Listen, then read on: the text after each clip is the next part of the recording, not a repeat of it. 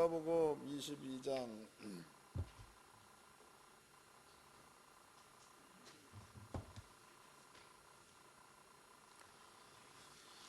누가복음 22장 47절서부터 53절까지 다 같이 한 목소리로 합독을 하도록 하겠습니다. 시작.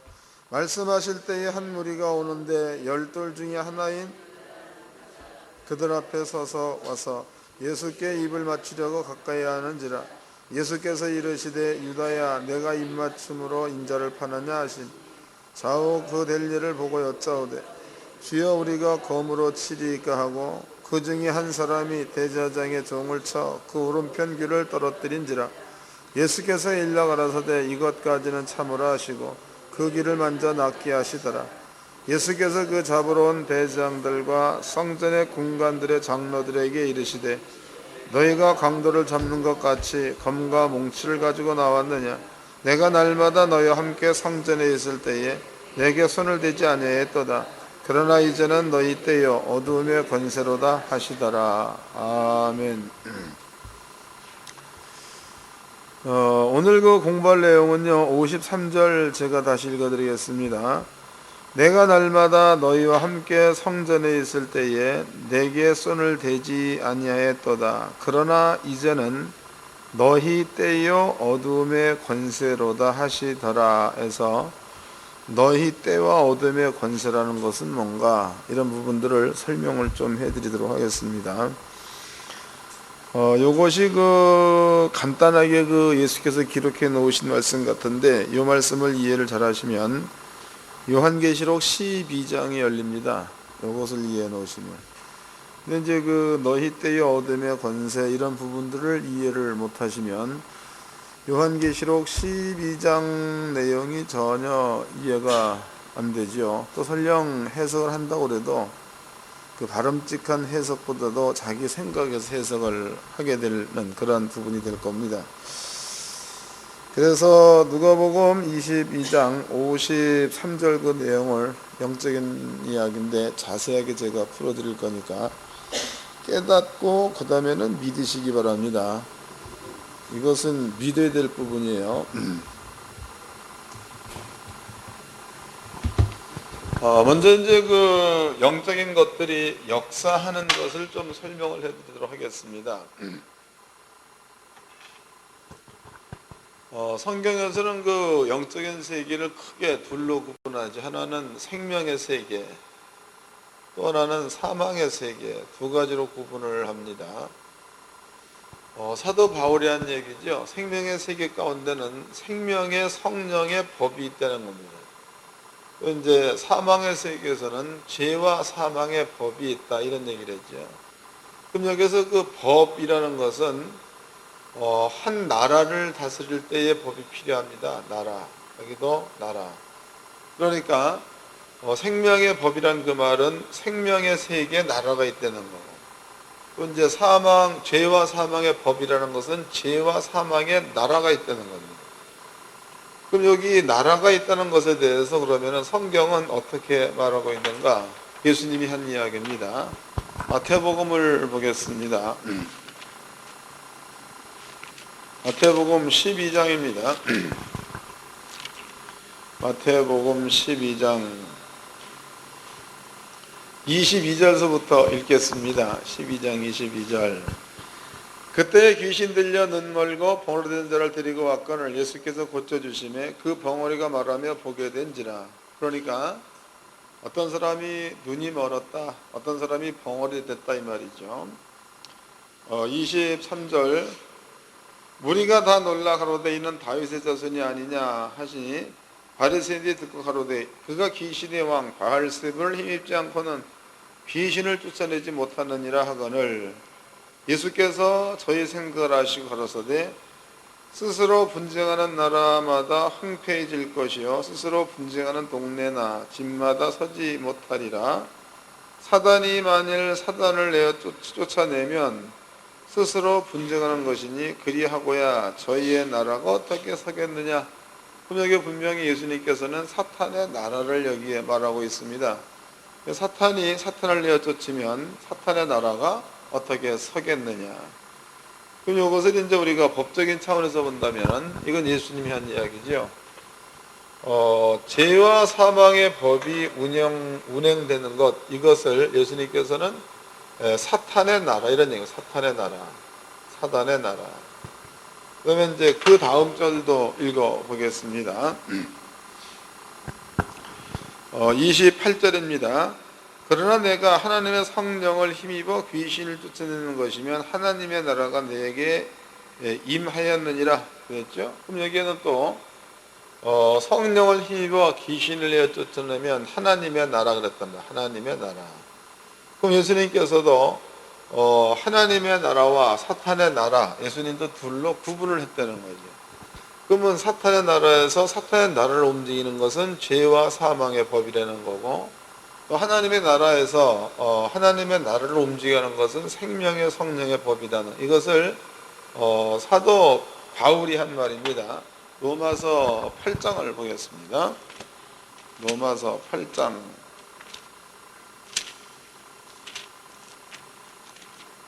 1절서부터 읽겠습니다. 로마서 8장 1절. 그러므로 이제 그리스도 예수 안에 있는 자에게는 결코 정죄함이 없나니 이는 그리스도 예수 안에 있는 생명의 성령의 법이 죄와 사망의 법에서 너를 해방하였음이니라 그랬습니다. 여러분들 이 부분들을 이해를 잘 하셔야 되는 거예요. 그러면은 죄와 사망의 법에 있으면은 생명의 성령의 법과는 무관한 거고, 그 다음에 생명의 성령의 법 안에 있으면 죄와 사망의 법에서는 무관화되는 거죠. 이해되시나요? 거기 다시 읽겠습니다. 8장 1절입니다. 그러므로 이제 그리스도 예수 안에 있는 자에게는 결코 정죄함이 없나니 이는 그리스도 예수 안에 있는 생명의 성령의 법이 죄와 사망의 법에서 너를 해방이라는 얘기는 죄와 사망의 법이 너희를 구속할 수 없다는 겁니다. 그래서 해방됐다는 거예요. 우리나라 같은 경우에도 그 1.36년 동안 일본의 법을 쫓다가 2차 대전이 끝나고 나서 우리나라가 일본의 법에서 해방이 된 겁니다. 그럼 일본의 법은 더 이상 우리나라를 어떻게 할 수 없다는 거죠. 이런 것처럼 사망의 법 가운데 있었던 자는 생명의 법이 적용이 안 되는 거고, 생명의 법 안에 있는 사람들은 사망의 법이 적용이 안 되는 겁니다. 근데 우리는 잘못하면 생명의 법 안에 있으면서도 죄와 사망의 법에 저촉된다는 생각들을 가지고 있다. 그럼 이것은 안 맞는 거죠. 성경적으로 안 맞는 겁니다. 이것 기억해 놓으십시오. 그 다음에 이제 생명의 세계의 그 나라의 크기입니다. 그 나라의 크기. 그 다음에 죄와 사망의 세계의 나라의 크기. 이거를 한번 우리가 또 살펴보도록 합시다. 창세기입니다. 창세기 1장입니다. 창세기 1장 26절서부터 읽겠습니다. 창세기 1장 26절. 하나님이 가라사대 우리의 형상을 따라 우리의 모양대로 우리가 사람을 만들고 그로 바다의 고기와 공중의 새와 육축과 온 땅과 땅에 기는 모든 것을 다스리게 하자 하시고 그랬죠. 그럼 여기 이제 그래서 우리. 그럼 우리라는 그 말 가운데는 여기에는 성부, 그 다음에 성자, 그 다음에 성령, 성부, 성자, 성령을 들어서 얘기할 때 우리라고 말할 수 있는 거죠.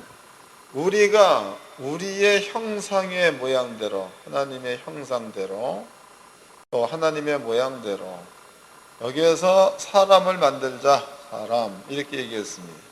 이렇게 돼서 만들어진 사람은 우리는 아담이라고 합니다. 아담. 그러면은 하나님께서 사람을 만들고 나서 그 다음에 한 얘기가 너는 생육하고 번성하고 땅에 충만하고 땅을 정복하고 땅을 다스려라 이런 말을 했습니다. 그럼 여기까지는 아담이 그 생명의 법 안에 있었을 때까지의 일이 되는 겁니다. 그러면 하나님께서 그 천지를 창조하실 때에 지구를 만드셨습니다. 그러면 지구 여기서부터 출발해서 한 바퀴를 돈다. 그러면은 지구 한 바퀴를 대략 4만 킬로로 얘기하죠. 맞나? 4만 킬로입니다. 4만 킬로. 그래서 이제 그 빛의 속도 그러면 지구를 7바퀴 반 도는 게 빛의 속도라고 얘기하죠. 4, 7, 20바퀴 대략 30만 킬로라고 얘기합니다. 빛의 속도가. 그러면 지금 여기서부터 여기까지 가려면 4만 킬로, 4만 킬로. 그러면 4만 킬로라면은요, 우리가 타고 있는 승용차로다가 이 4만 킬로를 가려면은, 시속 100km로 달린다. 그러면은 대략 400시간인가요? 400시간. 맞나? 400시간 정도 달려가야 지구를 한 바퀴 돌 수 있다는 거다. 100km로 달리는 걸도 400시간. 그럼 여기에서 400시간을 또 이제 대략 24시간으로다가 나눈다면은 대략 한 20일 정도, 19일 정도, 19일, 약 한 19일 정도 가야 이걸 한 바퀴 돌 수 있다는 거다고. 그럼 이것은 굉장히 큰 겁니다. 19일 동안 도는 거니까. 근데 만약에 여기에서 이제 생명의 법 안에는 이러한 그 시간이 적용되지 않는 세계를 생명의 법이라고 합니다. 시간이 적용되지 않는 세계. 그러면은 여기서 출발을 했을 때 아담이 생명의 법원에 있을 적에 아담이 여기서 출발을 했다. 한 바퀴 돌아가지고 여기까지에 오는 시간이야. 이 시간은 시간이 없기 때문에 출발함과 동시에 이 자리에 올 수 있다는 거죠. 이해가 되시나요? 시간이 있다와 시간이 없다의 차이는 이러한 차이입니다. 그러면 생명의 법 안에서 하나님께서 만들어 놓은 지구를 볼 때에는 동산이라고 볼 수 있는 거다. 동산. 동산이라는 것은 매우 작은 것을 동산이라고 하죠. 동산 그러면 뒷동산 요만한 걸 얘기합니다. 그러면 이제 아담이라는 사람이 생명의 법을 있을 적에는 여기서부터 여기까지의 거리가 시간이 없으니까 그냥 눈 깜짝할 사이에 다 볼 수 있는 겁니다. 그러므로 여기에는 동산이라는 표현이 가능하다는 거죠. 동산.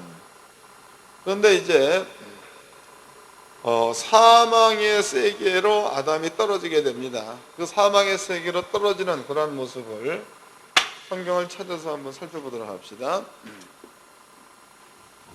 창세기 3장입니다. 창세기 3장. 제가 이 부분들은 아주 간단하게 이렇게 정리해 드리는 겁니다. 창세기 3장 17절서부터 읽겠습니다.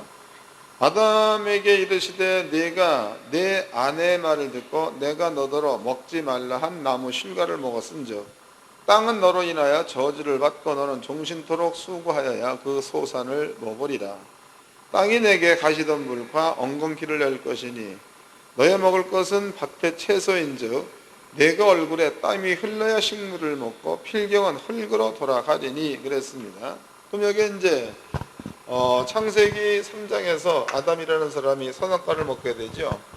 그 선악과를 먹은과 동시에 아담은 생명의 법에서 생명의 법은 선악과를 먹지 말라. 이게 생명의 법이고 사망의 법은 선악과를 먹으면 죽는다. 그랬으니까 선악과를 먹으면 죽게 되니까 그 다음에 찾아온 게 사망 세계로 찾아오게 되는 거죠. 사망 세계로 떨어졌을 그때에 하나님이 하신 말씀이 너는 수고와 땀을 흘려야 네 소산을 먹을 거다는 말을 하셨습니다. 수고와 땀을 흘려야. 그러면 수고와 땀을 흘린다는 그 말은 아담에게 시간이 적용됐다는 뜻입니다. 그러니까 지구 여기서부터 출발해서 간다. 그러면은요, 한 바퀴를 돌려면은 지금은 그 자동차가 있으니까 한 19일 정도 돌면은 뭐 갈 수 있다라고 치지만 그때는 자전거가 없대, 자동차가 없었다는 거지.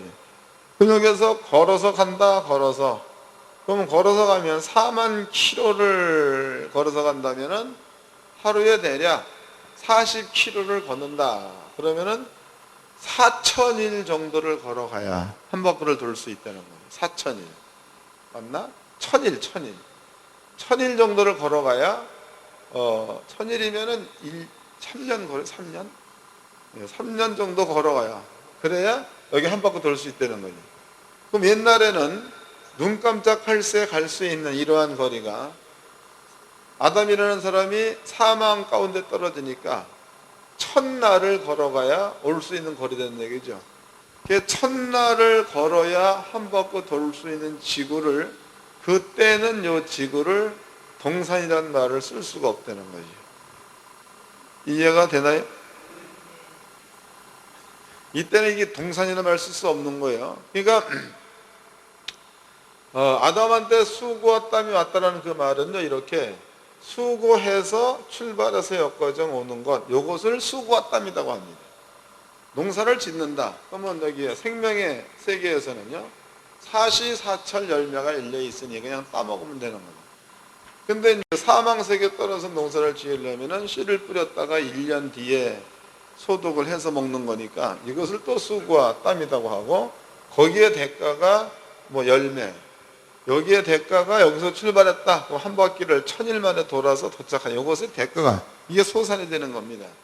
그럼 이렇게 사는 그것이 아담이라는 사람이 선악과를 따먹고 사망의 세계 가운데 떨어졌을 그때서부터 아담한테는 이러한 세계가 찾아왔다는 겁니다. 그러므로 이때서부터 이 지구는 더 이상 동산이라고 부를 수 없는 거죠. 동산이라 부를 수 없고 말 그대로 그냥 지구, 또 상당히 넓은 곳, 이렇게 표현할 수밖에 없다는 거예요. 아담이 생명의 세계에 있었다 그러면 이건 동산이 되는 거다. 여러분들 이제 학자들이 에덴 동산을 찾는다 그래서 이라크 지역으로 가고 이러는데, 성경대로라면 그 사람들은 예수를 믿지 않으면 에덴 동산은 죽어도 못 찾습니다. 이해가 되시나요? 찾을 수가 없겠죠. 에덴 동산이라는 것은 어떤 지형적인 데가 아니고 이런 전체를 지금 얘기하는 거니까, 이 전체. 근데 사람들은 이라크 지역 어디에, 바벨론 지역 어디에 에덴 동산이 있을 거다. 왜냐하면 유라데스 강의 근원지가 거기다. 또 뭐의 근원지, 그래서 이제 그렇게 얘기합니다. 그런데 성경적으로 본다면 백날 거기 찾아봤 에덴 동산은 없습니다. 에덴 동산은 하나님의 나라가 에덴 동산이다. 이제 크기를 대충 이해하셨죠? 그다음에 이제 또 성경을 한 군데 봅시다. 창세기 5장입니다. 여기에도 그 이해를 좀 하셔야 됩니다. 창세기 5장 1절서부터 읽겠습니다. 아담 자손의 계보가 이러하니라. 하나님이 사람을 창조하실 때에 하나님의 형상대로 지으시되에서, 그럼 하나님이 사람을 창조하실 적에 하나님의 형상대로 지었다는 얘기는 창세기 1장 26절의 얘기를 하고 있는 겁니다. 맞죠? 2절입니다. 남자와 여자를 창조하시고 그들에게 창조되던 날에 하나님이 그들에게 복을 주시고 그들의 이름을 사람이라 일컬으셨더라. 3절, 아담이 130세 그랬단 말이에요. 그럼 아담이 130세라는 얘기는 130년이라는 시간이 적용된 거다고. 130세라는 그 말은 130년이라는 시간대가 적용된 겁니다. 그러면은 아담이 자기의 형상대로, 그러면은 하나님의 형상대로, 그럼 하나님의 형상이라는 그 얘기는요, 아담이 아직까지는 하나님의 나라에 있을 때에는 하나님의 형상대로가 맞습니다. 그러면 이제 130세 그랬으니까 130세라는 그 말은 아담한테 시간이 적용됐다는 얘기입니다. 시간. 그러면 시간에 적용됐다는 얘기는 아담한테는 이제는 사망이 찾아왔다는 뜻입니다. 사망이 찾아왔다고. 그러면 사망이 찾아와가지고 아담 속에 하나님의 형상이 떠나버리고, 아담 속에 사망이 찾아와서 죄와 사망의 법의 지배를 받기 위해서 들어간 상태를 말합니다. 그 다음에 읽어드리겠습니다. 3절입니다. 아담이 130세에 자기 모양 곧 자기 형상과 같은 아들을 낳아 해서, 그럼 아담이 130세에 자식을 낳았다는 얘기는 시간 가운데로 떨어진 상태에서 아담이 자식을 낳았다는 뜻이 되는 거죠. 시간 안에 떨어져서 아담이 자식을 낳았다. 그러면 4절에서 얘기하고 있는 자기의 형상이라는 그 말은 하나님의 형상이 되는 겁니까? 사망 안에 떨어진 상태에서의 형상이 되는 거예요. 이해됐죠? 요거를 잘 이해를 하셔야 됩니다. 다시 읽어드리겠습니다. 3절입니다. 아담이 130세에 자기 모양 곧 자기 형상과 같은 아들을 낳아 이름을 셋이라 하였고, 그랬으니까 이때부터 낳고 있는 그 자녀입니다. 자녀들은요 130세 즉 사망의 시간대 속에서 자식을 낳고 있는 거니까 이것을 우리는 사망의 형상대로 낳았다라고 보면 되는 거다고. 이해되셨죠? 그래서 제가 여러분 앞에 설명해 드리는 것은 분명히 예수님께서도 사망의 나라를 얘기했고 하나님의 나라를 얘기하셨습니다. 근데 그 하나님의 나라나 사단의 나라나 여기에는 법이 있다는 거죠. 법. 근데 그 법이 하나님의 나라에서 법은 영생이기 때문에 영생의 법을 말하는 거고, 그 다음에 이제 사단의 나라에서의 법은 시간대 속에서의 법을 말하는 거다고. 시간대 속에서의 법. 그 다음에 하나님의 형상 혹은 사망의 형상, 그 얘기는 창세기 5장으로 미뤄봤을 적에 아담이 선악과를 따먹기 이전에는 하나님의 형상이었으나 아담이 선악과를 따먹고 난 그 다음에는 사망의 형상으로 베꼈다는 거예요. 영이 베껴진 거니까. 그 다음에 그 사망의 형상대로 자식을 낳았다. 이것을 그 창세기 5장에서는요 사망의 형상대로 자식을 낳았다를 사람의 모양 곧 자기의 형상대로, 여기다가 하나님의 형상의 말을 안 집어넣었단 말이에요. 읽어보겠습니다. 5장 3절입니다. 아담이 130세에 자기 모양 곧 자기 형상과 같은 아들을 낳아. 그랬으니까 130세에 자기 모양 자기 형상 그랬으니까 그때에 이미 아담이라는 사람은 사망의 세계로 떨어져서 130년을 지난 다음에 셋을 낳았다, 이런 뜻이 되는 거다. 그러니까 그때의 아담의 형상이라, 그때의 아담의 모양이라는 것은 이제는 사망의 형상과 사망의 모양이 되는 겁니다. 그러면 사망의 형상과 사망의 모양이라는 그 말은 로마서 1장 26절로 밀어본다면 그 속에 하나님 두기를 싫어하며, 사망이 우리 속에 들어와 있으면 하나님이 들어오기를 거부한다는 거죠. 사망이 들어와 있으면 하나님 오기를 거부하는 겁니다. 이렇게 돼서 그 영적인 세계로 이제 그 두 나라에 대한 설명을 해드렸습니다. 그럼 법적인 차원에서 사망의 법 안에 있으면 생명의 법에 자유합니다. 또 생명의 법 안에 있으면 사망의 법에서는 자유가 된다는 거예요. 근데 만약에 생명의 법과 사망의 법을 동시에 가지고 있다고 얘기한다면 그 사람은 뭔가 잘못된 사람이다. 이해가 되죠? 이거는 정확히 구분되는 겁니다. 이건 뭡니까? 그죠? 어불정한 게 아니에요. 미지근하게 차다, 덥다, 이런 게 아니다고. 정확하게 사망의 법에 있느냐, 생명의 법에 있느냐. 이게 정확히 구분되는 거지. 이게 나는 생명의 법에 있는데 사망 세계 속에서 산다, 이런 게 아니단 말이지. 만약에 이것이 두 가지가 공존한다라고 얘기한다면 예수님이 한 말은 전부 다 거짓이 되는 거다. 이 공존한다면. 왜냐하면 그 성경 읽어보도록 하겠습니다. 요한복음 11장입니다.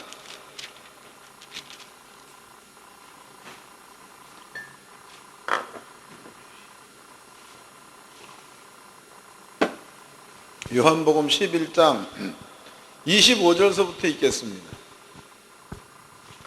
예수께서 가라사대 나는 부활이요 생명이니 나를 믿는 자는 죽어도 살겠고 무릇 살아서 나를 믿는 자는 영원히 죽지 아니하리니 이것을 내가 믿느냐. 예수를 믿는 자는 넓은 의미에서 본다면 나라가 베낀 겁니다. 그럼 나라가 베껴 버렸으면 그 사람은 예수를 믿음으로써 사망의 자리에서 생명의 자리로 옮겨온 자가 되는 겁니다. 그러면 생명의 자리로 옮겨왔다면 옮겨온 이 사람에게는 사망이 없어야 맞는 거죠.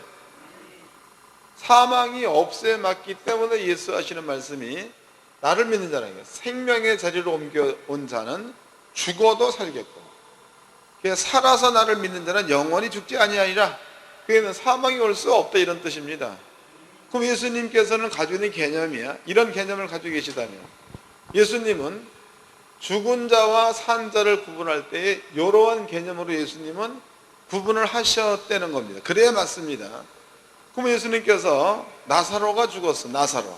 그럼 나사로는 예수를 믿고 죽었으니까 이런 법칙대로라면 나사로는 생명의 법 안에 들어와 있는 자라는 거지요.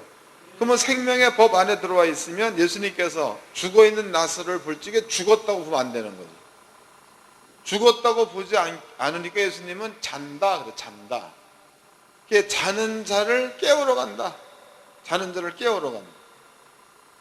이해가 되셨죠? 그럼 한 가지 또 이제 이것은 목성에 가서 실험을 한번 해보세요. 그러면 예수를 믿고 죽은 자들은, 예수를 믿고 목숨이 끊어진 자들은 예수님께서 잔다 그랬으니까 우리가 볼 때에도 잔다고 봐야 돼? 죽었다고 봐야 돼? 잔다고 봐야 맞는 거죠? 그러면 죽은 자는 살릴 수 없지만 자는 자는 깨울 수 있잖아요. 죽은 자는 살릴 수 없지만 자는 자는 깨울 수 있습니다. 예수님이 하신 말씀입니다. 읽어보겠습니다. 요한복음 11장 10절서부터 읽겠습니다. 10절 밤에 다니면 빛이 그 사람 안에 없는 거로 실족하느니라. 이 말씀을 하신 후에 또 가라사대 우리 친구 나사로가 잠들었도다. 그러나 내가 뭐하러 간대? 깨우러 간다. 나사로는 썩어서 냄새나, 죽어서 지금 썩어서 냄새가 나는 겁니다. 근데 예수님께서는 우리 친구 나사로가 죽은 게 아니고 잔다는 거지요. 자는 사람은 깨우면 일어난다. 자는 사람은 깨우면 일어납니다.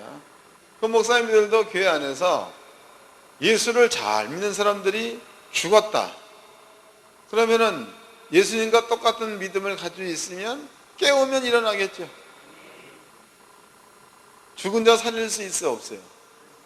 이 성경대로는 가능하다는 거죠. 이 가능합니다. 또 이것은 실제로 이제 제가 경험했었던 일입니다. 제가 이제 그 새벽 기도를 마치고 새벽 기도를 드리려고 하는데 전화가 왔는가 그러네. 근데 그분이 이제 그 천주교 다니는 양반이야. 근데 예수를 믿기로 하갖고 이제 우리 교회 온 사람입니다. 근데 이제 그분이 밤에 자다 말고 갑자기 심장이 멎어가지고 병원에 실려간 거예요. 이제 병원에 가고서는 이거서 시켜 뿌리면은 일어나가지고 조금 있다가 또 죽어. 또 죽으면 또 착 갖다 대고 하면은 또 죽어버려요. 그 횟수가 많이 빨라진 거예요. 이제 목사한테 목사가 새벽 기도 끝나기 전이니까 새벽 기도 끝나거나 갈 수 있지 새벽 기도 끝나기 전에는 못 가는 거 아닙니까? 그래서 새벽 기도를 마치고 병원에 도착했을 때에 5시인가 돼서 5시 10분인가 아마 됐단 말이에요. 거기 이제 우리 집사님이랑 같이 갔죠. 그래서 의사들이 전부 다 죽었다야 이게. 이제 대면은 이렇게만 하고 이제 못 일어나니까. 그래서 이제 이거를 탁 대고서 뛰었을 때 그 순간이야. 그 순간에 가가지고 귀신 냈지 귀에다 대고 예수 이름으로 더러운 귀신은 떠나라.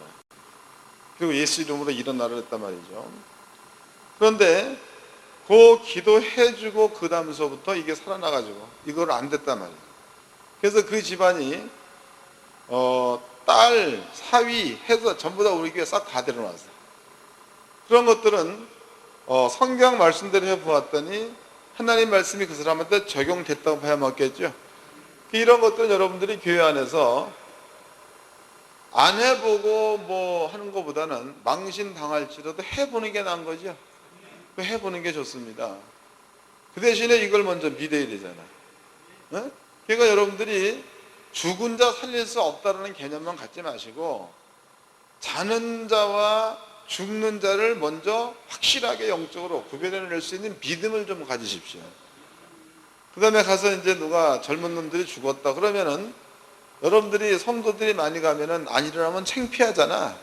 걔가 베드로 같은 방법을 쓰라고 다 내어보내고 베드로가 다윗을 살릴 적에 다 내어보내고 그리고서는 기도했지요. 예수 이름으로 기도하고 그 다음에 다윗아 일어나라 그랬잖아. 깨웠잖아. 그게 다윗아 일어났습니다. 우리도 무조건 이건 죽었으니까 끝났다 이럴 것이 아니고 머릿속에 아예 잔다와 죽었다는 얘기를 구분을 잘 하셔가지고 죽은 자와 자는 자를 구별할 수 있는 능력이 있어야 될 줄로 믿습니다. 그 다음에 자는 자가 확실하게 구분되어지면 그 다음에 깨우세요. 예? 깨우라 이는 예수 이름으로 명하노라 일어나라. 예수 이름으로 명하노라 명호나 일어나라. 깨우라 이는. 그러면 일어난다는 거예요. 이거 주님이 쓰신 방법이에요. 이게 이제 성경대로라면 죽은 자 살리는 것도 여기 보니까 어려운 거야 쉬운 거야. 자는 거 깨우는 건 쉬운 거다고.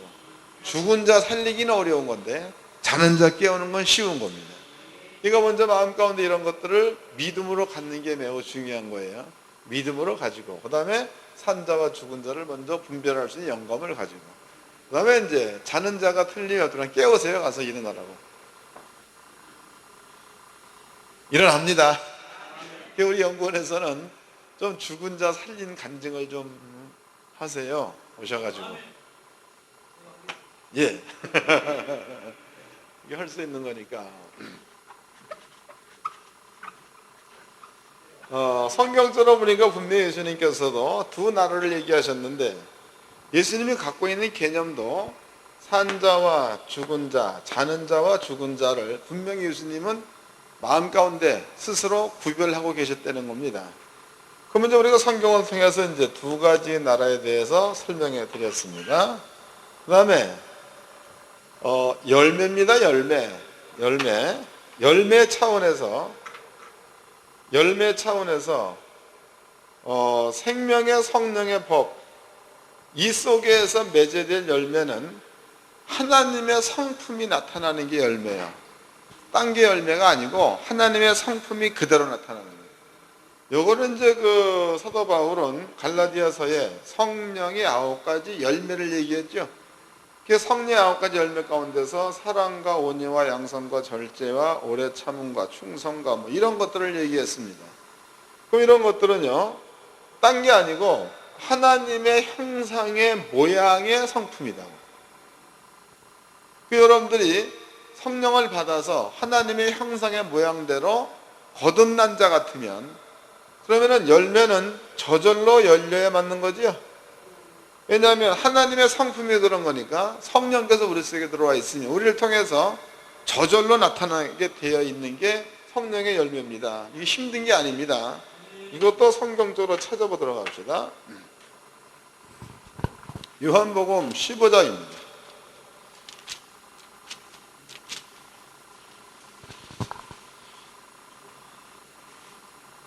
15장 3절서부터 읽겠습니다. 너희는 내가 일러준 말로 이미 깨끗하였으니 내 안에 거하라. 나도 너희 안에 거하리라. 가지가 포도나무에 붙어 있지 아니하면 절로 과실을 맺을 수 없음 같이 너희도 내 안에 있지 아니하면 그러하리라. 그러면은 예수님은 포도나무, 우리는 가지 그랬단 말이에요. 그러면 가지가 포도나무 예수님에게 붙어 있으면 그러면 열매는 저절로 맺는다는 거죠. 저절로, 억지로가 아니라는 거예요. 가지 임의대로 맺을 수 없다는 겁니다. 여기를 보세요. 이제 포도나무 이렇게 있으면은 나는 포도나무, 예수님은 포도나무라는 겁니다. 너희는 가지. 그러면 가지가 나무에, 포도나무에 붙어 있으면 이 가지는 포도 열매를, 이게 저절로면 저절로. 저절로 이게 맺는다 그랬다고. 저절로. 왜냐하면 가지가 포도나무에 붙어 있으면 포도나무의 진액을 받기 때문에 저절로 열매를 맺힌다는 거지. 예수님이 한 얘기입니다. 그러면 성령 받은 사람들은 그 열매가 억지로가 아니라 저절로 열리게 돼 있다는 거예요. 그러니까 사랑이라는 것도 본인이 하려면 억지로가 되는데 성령을 받은 사람이 사랑하려면 이거는 그냥 된다는 거죠. 또 예수님께서 오른밤 또 왼밤 이런 얘기 하실 겁니다. 그것도 원수를 사랑, 이것도 사망의 법 안에 있으면은 그게 안 된다고. 원수가 왼밤 때리면 저놈 새끼 내가 죽인다 이래가지고 집에 가서 죽일 고민하죠. 이것을 저녁 때 칼집 놓아 죽일까 아니면은 나올 적에 덫을 놔버릴까, 이런 고민합니다. 근데 성령을 받은 사람들은 그런 고민하는 게 아니라 하나님 저들의 죄를 용서하옵소서, 이 말 할 수 있는 겁니다. 근데 이 말이 초대교회 때는 이런 일들이 많이 일어났죠.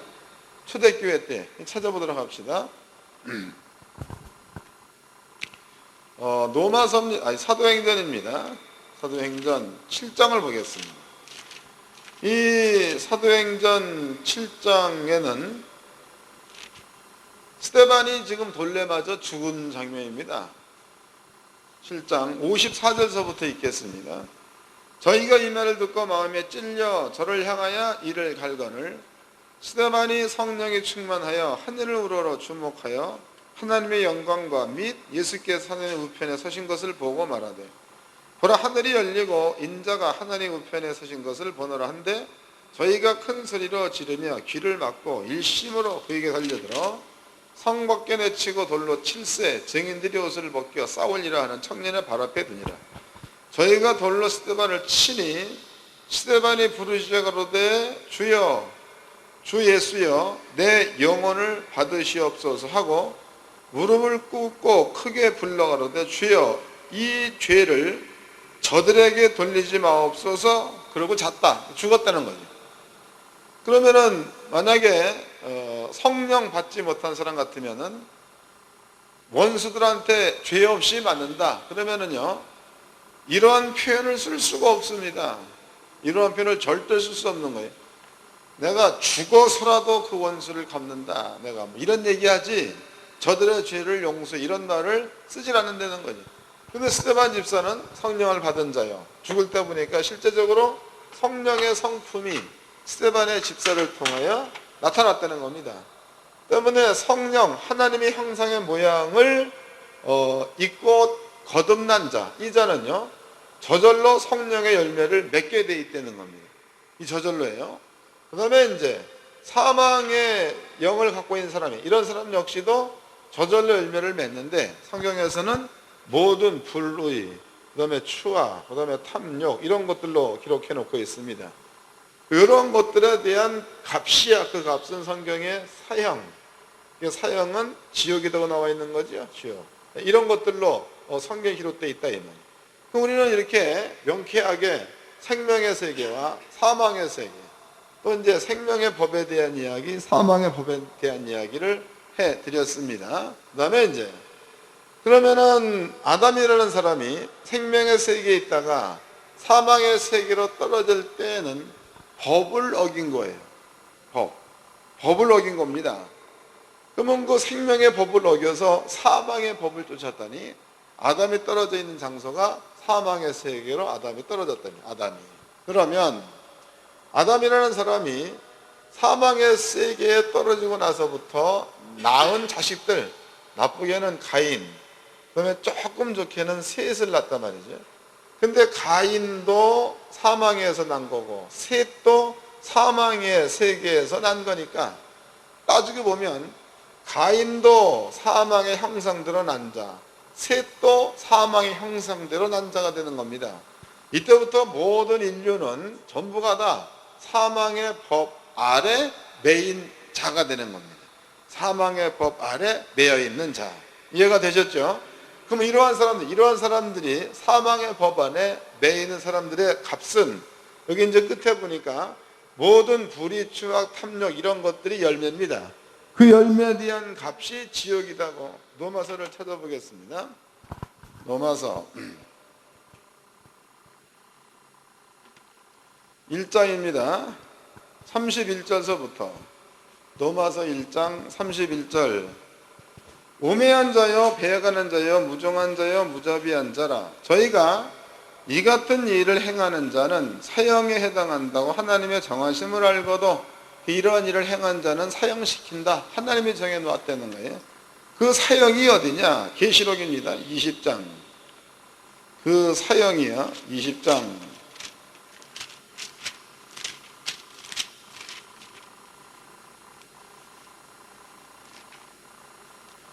13절서부터 읽겠습니다. 계시록 20장 13절 바다가 그 가운데서 죽은 자를 내어주고 또 사망과 음부도 그 가운데서 죽은 자를 내어주매 각 사람이 자기 행위대로 심판을 받고 사망과 음부도 불못에 던지오니 이것은 둘째 사망과 불못. 그러니까 사형시킨다는 얘기는 불못에 집어넣겠다는 뜻이 되는 거죠. 사형. 불못에 들어가는 겁니다. 그러면 죄의 법 안에서 죄를 짓다가 죄의 열매를 먹고 살다가 그네들이 끝내 가야 될 장소는 여기에 지옥, 불못이라고 나와 있습니다. 그러면은 이런 그 모든 것들은 사망의 세계, 이쪽의 것들은 생명의 세계, 영입니다. 영. 사망의 세계를 주관하고 있는 그러한 영이 사단, 또 마귀다고도 하죠. 그 다음에 이제 귀신들도 있습니다. 이런 그 영적인 존재들은 사망의 세계를 주관하는 영입니다. 반대로 이제 생명의 세계에서 주관하는 그러한 영들은 천군과 천사가 되는 겁니다. 천군과 천사.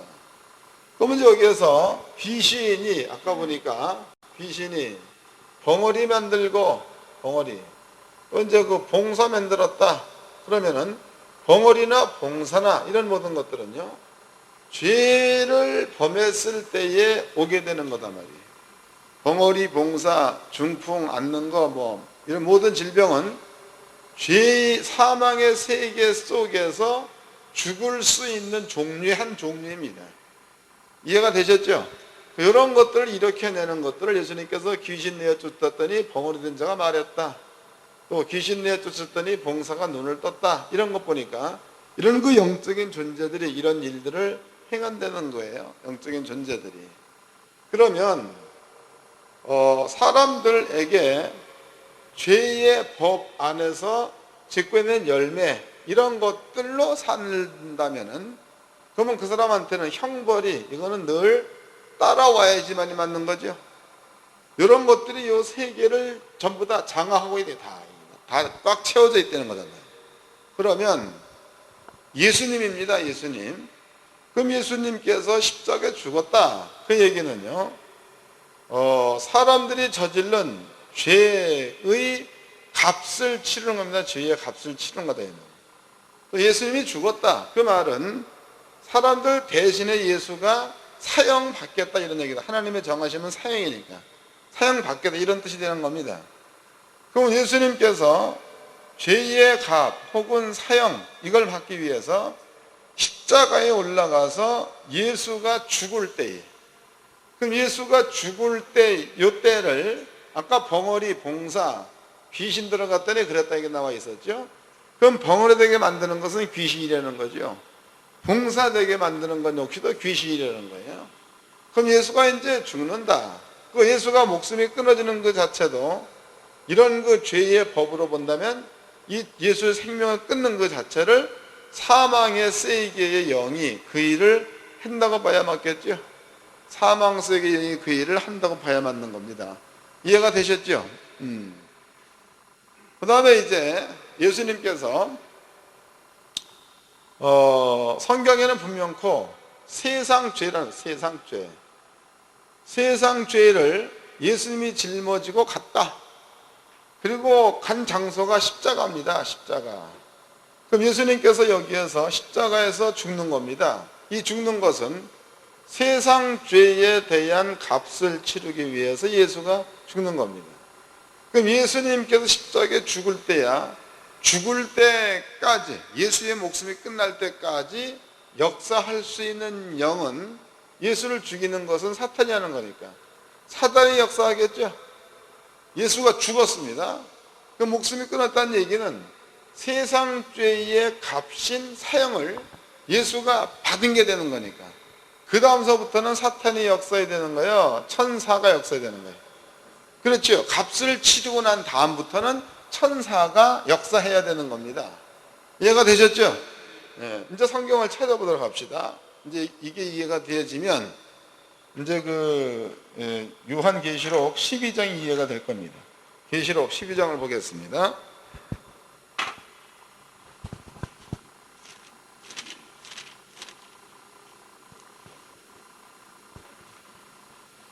계시록 12장 1절서부터 읽겠습니다.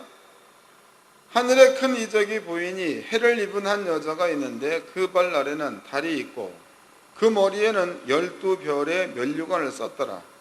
이 여자가 아기를 베어 해산하게 되매 아파서 애써 부르짖더라. 하늘에 또 다른 이적이 보이니 보라, 한 큰 붉은 용이 있어 머리가 7이요 뿔이 10이라. 그 여러 머리에 7 면류관이 있는데 그 꼬리가 하늘 별 3분의 1을 끌어다가 땅에 던지더라. 용이 해산하려는 여자 앞에서 그가 해산하면 그 아이를 삼키고자 하더니 여자가 아들 낳으니 이는 장차 철장으로 만국을 다스린 남자라. 그 아이를 하나님 앞과 그 보좌 앞으로 올려가더라 해서 철장으로 만국을 다스릴 아이는 예수가 되는 거죠. 계시록 3장 5절, 12장 5절 말씀에서 여자가 아들을 낳았다는 것은 예수가 되는 겁니다. 그러면은 여기에서 여자라는 것은요, 그냥 문맥 그대로만 본다면 그 여자는 여기에서는 마리아가 돼. 마리아를 통해서 예수가 온 거죠. 마리아가 되는 겁니다. 마리아. 그런데 마리아를 통해서 예수가 낳기 이전에 구약 성경에서는 보라, 처녀가 잉태하여 아들을 낳을 것이란 말이 있습니다. 아들. 그 다음에 이제 처녀가 잉태하여 아들을 낳을 것이다 라는 약속의 말씀이 있었는데요. 이 약속의 말씀이 마리아가 있기 이전, 이 성경은 이사야 때지요. 이사야 시대에 이 말씀이 있었다 이 말이에요. 이 말씀이. 그러면은 마리아 몸에서 예수가 왔다. 그 얘기는 이사야서에 예언된 대로 처녀 마리아 속에 아이 예수가 이 세상에 태어났다. 이렇게 볼 수 있는 거다. 이것을 사도 요한은 말씀이 육신이 됐다. 말씀이 육신이 됐다. 이런 표현을 합니다. 이게 말씀이 이루어졌다는 이야기죠. 그러면 겉으로 보기에는 마리아가 처녀는 여자는 마리아가 되는 건데, 그런데 내면적으로 본다면은 하나님의 예언 앞으로 되어질 일을 해놓은 말씀, 이 말씀이 예수를 이 세상에 오게 만든 거니까. 실제로 예수가 잉태됐던 곳은 여자의 쏙이 되는 건데, 그러나 성경적으로 본다면 예수가 잉태해 있는 장소는 여자 쏙이 아니라 구약 성경이라는 속에 예수가 잉태해져 있다고 했겠죠. 네. 그래서 말씀이 육신이 됐다 이런 말을 쓰는 겁니다. 그러면은 여자가 12면류관, 그 얘기는 이스라엘 12지파가 되겠죠. 그러니까 이스라엘 구약 성경에 이미 예수가 품어져 있었다 이런 뜻이 되는 겁니다. 그 여자가 이제 아들을 낳았다는 거죠. 아기를. 그런데 여기에 이제 붉은 용이야. 그 용이 예수를 잡으려고 여자 앞에 섰다 그랬단 말이야. 예수를 잡으려고.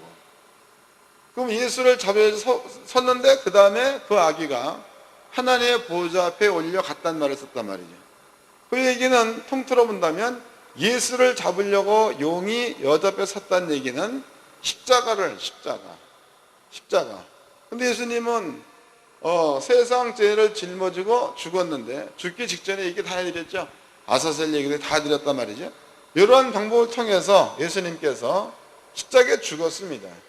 그럼 예수가 십자가에 죽고 나니까 그 다음에 사탄이 예수님을 가지고 영원한 지옥으로 보내려고 보니까 예수님에게는 죄가 없는 거죠. 성령으로 잉태됐다. 말씀이 육신되게 죄의 씨로 온 자가 아니니까 지옥으로 데려갈 만한 죄가 없는 겁니다. 그 예수님께서 육신의 목숨이 끝남과 동시에 사탄이 예수를 데리고 영원한 지옥, 영원한 사망, 이 길로 가려고 보았더니 그 길로 갈 만한 죄가 예수에게는 없는 겁니다. 그래서 예수를 놓아주는 게 예수의 부활이 되는 거죠. 그럼 예수가 부활하고 난 다음에 간 곳이 하나님의 보좌 앞에 갔다는 겁니다. 그러면 영적인 세계야. 그럼 영적인 세계에서 예수가 죽을 때, 목숨이 끊을 때까지는 사탄이 이기는 거고, 예수가 목숨이 끝나고 난 다음에는 천사가 질 만한 조건이 예수에게는 이제 없는 거다고. 이해되셨나요? 그러니까 예수님에게 세상죄가 올려와 있을 때에는 천사가 사탄을 이길 만한 조건이 안 되는 거예요. 이해됐어요? 예수에게 있는 세상 죄라는 게 사탄을 움직이는 거니까 천사가 사탄을 이길 수가 없다 이 말이에요. 그러나 예수님한테 올려놓았던 세상 죄를 예수님이 목숨이 끊어지는 것으로 딱 값을 치른 다음에는, 그 다음에는 사탄이 예수를 잡을 수가 없게 되는 거니까 그때부터는 천사가 득세 안 되는 거지. 그때부터는 천사가 무조건 마귀를 이기게 돼 있는 겁니다. 그러면 이제 성경 책에서 읽어보도록 하죠. 계시록 아까 그 부분입니다. 계시록 12장 7절 읽겠습니다. 7절 하늘에 전쟁이 있으되 미가엘과 그의 사자들이 용으로 더불어 싸울세 용과 그의 사자들도 싸우나 이기지 못하여 다시 하늘에서 저희 있을 곳을 얻지 못한지라 그랬으니까, 그러면 마귀가 득세할 때는 예수님이 목숨이 끝날 때까지는 마귀가 이긴다는 거예요. 그럼 예수의 목숨이 끝나고 난 그 다음에는 이제는 천사가 이기게 만든 거죠. 요 내용 가운데는 그게 포함되어 있다는 거예요. 그 밑에 또 보겠습니다. 9절 큰 용이 내어 쫓기면서 큰 용은 12장 3절 하늘에 또 다른 이적이 보이니 보라 한 큰 붉은 용, 그래서 이 용을 말하는 거다고. 다시 읽겠습니다. 9절 큰 용이 내어 쫓기니 옛뱀 곧 마귀라고도 하고 사단이라고도 하는 온 천하를 꾀는 자라. 땅으로 내어 쫓기니 그의 사자들도 저와 함께 내어 쫓기니라. 이제 뭔 얘기인지 아시겠죠? 그때부터 이제 사탄은 끝난 거야. 예수가 죽을 때 사탄이 이제 끝난 겁니다. 그 뒤에 이제 그 13절입니다. 용이 자기가 땅으로 내어 쫓긴 것을 보고 남자를 낳은 여자를 핍박하는지라. 그 여자가 큰 독수리의 두 날개를 받아 광야 자기 곳으로 날아가서 거기서 그 뱀의 낯을 피하여 한 때와 두 때 반 때의 양육을 받으며 여자 뒤에서 뱀이 그 입으로 물을 강같이 토하여 여자를 물에 떠내려가게 하려 하되 땅이 여자를 도와 그 입에서 용의 입에서 토한 강을 삼키니 용이 여자에게 분노에 돌아가서 그 여자의 남은 자손 곧 하나님의 계명을 지키며 예수의 증거를 가진 자들로 더불어 싸우려고 바다 위 모래 위에 섰더라 해서 예수의 증거를 가진 자들은 그 뒤로부터 예수를 믿는 자들이 되는 겁니다. 그러면 용이 예수를 믿는 자들과 더불어 싸우려고 바닷가 모래 위에 섰다는 겁니다. 이 논리대로라면 이때부터는 용이 우리와 더불어 아무리 싸우려고 해도 이제는 이기게 돼 있는 거예요, 지게 돼 있는 거예요. 이건 100% 지게 돼 있는 겁니다. 지게 돼 있죠, 100%. 지게 돼 있는 거예요. 그러니까 예수님께서 누가복음 10장을 그래서 얘기할 수 있는 거예요. 내가 너희에게 뱀과 정갈을 밟으며 원수의 모든 능력을 제어할 권세를 주었으니, 이 말이 이제 왜 예수가 그 말을 했는지 이해가 되시죠? 이게 할 수 있는 거예요. 할 수 있는. 여러분들이 사망의 법 안에 있으면 생명의 법으로부터는 자유한 자예요. 생명의 법 안에 있으면 사망의 법에서는 자유한 자가 되는 겁니다. 이건 그렇게 될 수밖에 없는 거예요. 근데 목사님의 마음 가운데에 칼마다 그냥 귀신이 함께 한다는 얘기는 했었고 마귀가 뭐 어쩌고 이런 얘기는 했었다면 스스로가 사망의 법에 매여 있다는 얘기다. 스스로가. 그럼 여러분들이 좀 더 믿음을 바꿔가지고 나는 생명의 법 안에 있는 자이기 때문에 마귀나 사탄이나 귀신들은 나와 상관이 없는 자다. 행여 있다고 해도 발로 밟으면 되는 거다. 이런 믿음을 가지고 있다면 여러분들은 사망의 법에서 자유한 자가 되는 거다 이 말. 이해되셨죠? 그 예수님께서 이제 아까 읽어봤던 누가복음 22장에서 예수 하시는 말씀이 이제는 너희의 때, 이제는 너희의 때, 또 어둠의 때로다 이런 말을 썼단 말이에요. 그럼 예수님께서 너희의 때, 어둠의 때는 지금까지 설명한 내용으로 또 본다면은 그 어둠의 때는 예수가 십자가에 죽을 때까지가 되는 거죠. 이때가 되는 거다. 이 때가 지나버리면 그때부터는 예수님의 때가 되는 거고 성령의 때가 되는 거고 우리의 때가 되는 줄 믿으시기 바랍니다. 그 주님께서 그 얘기를 하는 겁니다. 그 얘기. 그 적어도 우리는 성경을 좀 이렇게 폭넓게 좀 깊이 있게 이렇게 좀 알고 영적인 얘기를 한다면 그러면은 제가 보기에는 괜찮은 것 같아. 그런데 이게 뭐 떡인지 된장인지 구분도 못하고 세상에 임금 누구 그러면 마귀다고는 했었고 말이야. 기도하라고 하면 날마다 그냥 귀신과 싸우는 얘기나 했었고 그러면은 하나님 보기에도 속 터지는 노릇이고 여러분들 자신도 열받는 거예요. 기도 맨날 해봤자 날마다 귀신과 싸우면 기도할 만 나겠습니까? 할 맛도 안 나는 거죠. 그리고 우리가 뭔가를 좀 분명하게 내가 생명의 성령의 법 안에 있다 그러면은 죄와 사망의 벌은 자유한 자다. 이런 확실한 믿음을 가지고 있으면 마귀는 하다 어떨 수 없는 거 아니야 나한테 이제. 그런 믿음을 가지고 그 다음에는 예수님께서 우리 죄를 가지고 죽었다는 얘기는 우리가 죽었다고 마찬가지다고. 그럼 예수가 죽을 적에 거기까지는 마귀가 역사할 수 있는 거지만 예수가 일단 죽고 나버리면 더 이상은 역사할 수 없다는 거 알았으니까 우리가 예수와 함께 죽었으면 우리도 그 일에 동참한 자가 되는 겁니다. 그 예수를 믿는 믿음을 가지고 있으면 우리들의 마음 가운데는 더 이상 악한 영들이 우리를 만질 수도 없다가 되는 거니까. 그러면은 자유한 자요 담대한 자가 될 수 있는 겁니다. 근데 이 이야기가 내가 하는 얘기인데 이 이야기는 내가 하는 얘기가 아니에요. 이미 성경에서 이렇게 얘기해 놓은 거다고. 이제 성경을 찾아봅시다. 두 군데만 찾아보고 두 번째 시간도 끝내자고. 한 군데입니다. 누가복음 10장입니다.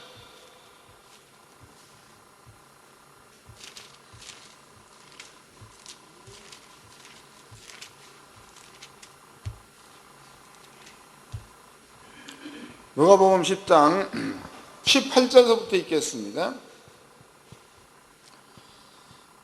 예수께서 이르시되 사단이 하늘로서 번개같이 떨어지는 것을 내가 보았노라. 내가 너희에게 뱀과 정갈을 밟으며 원수의 모든 능력을 제어할 권세를 주었으니 너희를 해할 자가 결단코 없으리라. 우리를 해롭게 할 자가 결단코 없다는 거죠. 사단이 하늘로부터 번개에 떨어진 거 봤다. 아까 요한계시록 보니까 용이 예수를 믿는 사람들과 싸우기 위해서 바닷가 모래 위에 섰다 그랬지 않습니까? 근데 여기 이 말대로라면 용이 사탄이 뭐 귀신들을 데리고 와서 있다 그래도 뱀과 정갈을 밟으며 원수의 모든 능력을 제어할 권세를 주었고 이랬으니까 여러분들은 그런 믿음을 가지고 사탄이나 마귀 앞에 서면 사탄은 더 이상 우리를 어떻게 할 수 없다는 뜻이 되는 겁니다. 이건 주님이 직접 한 말씀입니다. 그러면 예수님만 이러한 개념을 가지고 있었느냐? 그렇지 않지요. 예수님의 제자들도 이 개념을 가지고 있었습니다. 요한일서를 보겠습니다. 요한일서 5장입니다.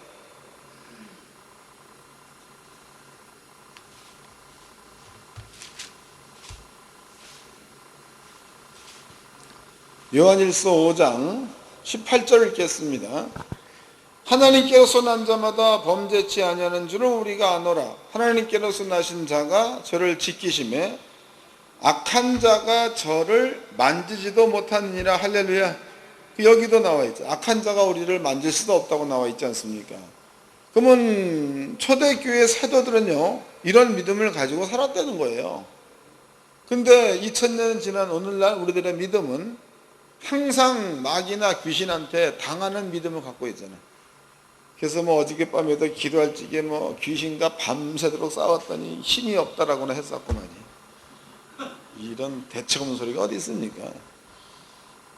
영권 목사님들은 적어도 이 정도의 믿음을 갖고 여러분들이 마귀나 귀신이나 이런 것들을 볼 때에 좀 우습게 좀 보시라고. 우습게. 그들이 우리를 만질 수도 없다는 그런 믿음을 가지고 좀 보십시오. 그리고 뭔가 좀 담대하게 좀 사시기를 바랍니다. 어려운 시험이 왔다 그래도 거기에 주눅들면 안 되는 거예요. 예수가 시험 가지고 갔으니까 하나님의 은혜가 나타날 거, 이런 믿음을 가지고 시험 가운데 뛰어들으시라고. 또 이제 뭐 아프다 그러면 아이고 귀신이 날 잡았다, 여기에 들어오지 말고, 아프면 채찍에 맞으면 나무 이불도가 있으니까 그 말씀을 붙들고 질병을 여러분들이 발로 밟으시라고. 무시해버리라 이 말이에요. 그래야 뭔가 좀 신앙인들이 좀 사는 맛이 나는 거지. 이건 입에서 떨어지면 날마다 귀신한테 눌렸다, 뭐 가위 눌렸다, 뭐 마귀한테 잡혔다, 뭐 세상 임금은 사탄이다, 뭐 이러고만 있으면 그 살맛 나겠습니까? 연구원 목사님들은 참된 지식에 따른 믿음을 가져가지고 담대하게 사시기를 주의 이름으로 축원합니다. 수고하셨습니다.